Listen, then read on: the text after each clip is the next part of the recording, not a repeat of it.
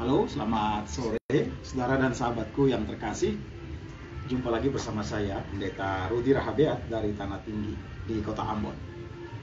Pada kesempatan yang baik ini, saudara dan sahabat, saya ingin berbagi sebuah buku baru yang ditulis oleh saudara Afif.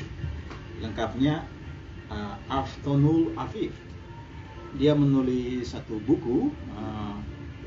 Dia menggunakan istilah dalam bahasa Yunani yaitu eudaimonisme. Tentu saja istilah ini tidak bisa dilepaskan dari tokoh klasik, filsuf klasik Yunani yaitu Aristoteles. Dan saya ingin mengulas buku ini beberapa bagian di dalamnya. Namun sebelumnya saya berkenalan dengan tulisan ataupun gagasan saudara Afif ini ketika saya membaca satu buku yang ditulisnya yang berjudul Identitas Tionghoa Muslim, Pergulatan Mencari Jati Diri. Nah, saya membaca buku itu di Universitas Perpustakaan Universitas Indonesia, dan buku itu diterbitkan oleh salah satu penerbit kecil yang namanya Kepik di Depok, dan diterbitkan kalau tidak salah tahun 2012. Nah, saya kemudian mengunjungi Gramedia dan saya menemukan buku ini, dan saya mengambil keputusan untuk membeli buku ini karena menurut saya buku ini mempunyai beberapa keunggulan. Yang pertama, penulisnya saya sudah coba membaca satu dua tulisannya dan saya merasa bahwa bobot tulisannya itu baik. Kemudian yang kedua, isu yang dibahas atau diulas juga menarik, saudara dan sahabat sekalian.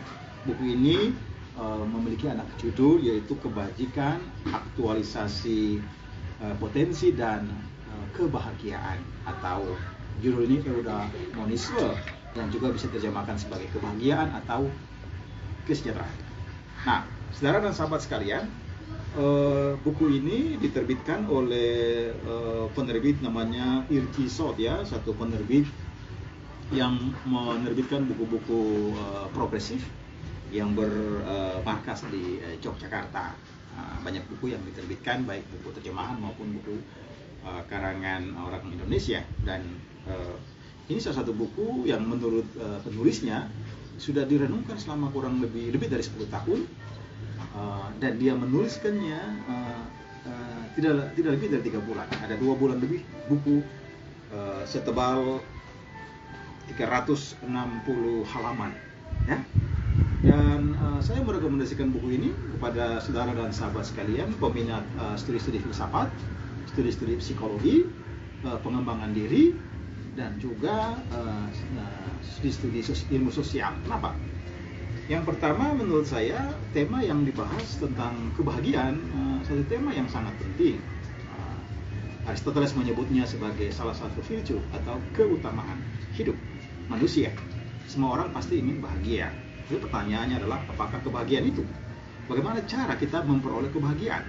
Nah, dalam buku ini, saudara dan sahabat sekalian, saudara Afif memberikan satu panorama yang tidak saja asal kutip, tetapi juga dia membatinkan pergulatan dirinya, pengalaman hidupnya, dan bacanya yang cukup luas yang berkaitan dengan psikologi, filsafat, dan sejarah. Dan oleh karena itu, di sini misalnya dia pada bab yang menurut saya cukup menarik, ya, dalam pembahasannya, yaitu tentang psikologi tentang aktualisasi potensi diri. Nah, manusia bisa dipemaknai dalam minimal 3 preposisi.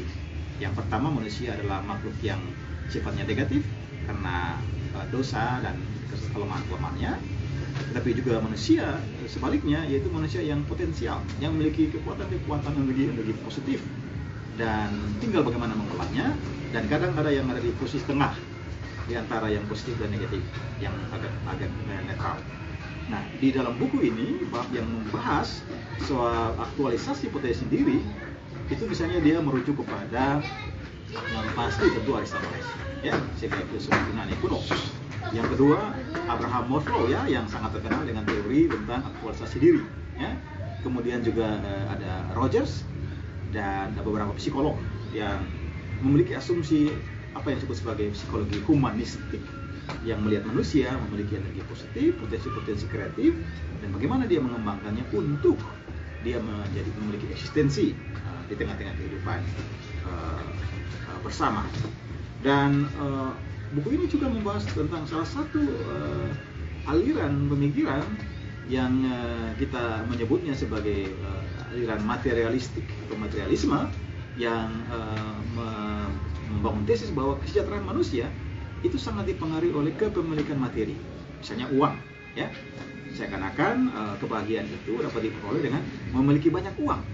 Nah, walaupun pengalaman membuktikan bahwa orang yang punya banyak uang belum tentu juga dia bahagia.